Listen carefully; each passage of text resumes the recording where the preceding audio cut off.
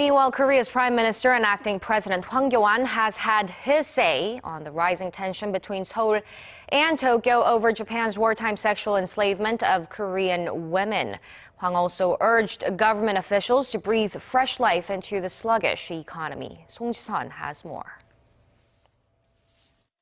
During the second cabinet meeting of the year, Prime Minister Hwang Kyo-ahn expressed concern about the voices from Korea and Japan regarding the country's bilateral comfort women agreement, saying that any words or actions that could endanger relations between the two countries are inappropriate.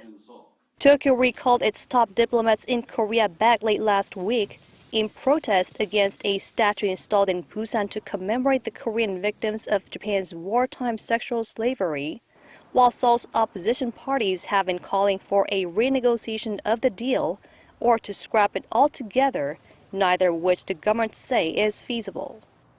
위안부 피해자들의 명예와 존엄 회복, 그리고 마음의 상처 치유를 도모한다는 것이 핵심입니다.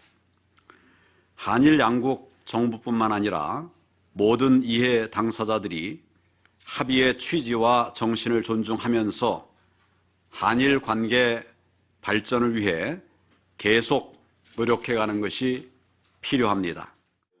Prime Minister Hwang also touched on the annual policy briefings scheduled to wrap up on Wednesday and asked civil servants to dedicate themselves to state affairs, given the gravity of the current political situation, and ensure the public can feel the effects of the government's policies.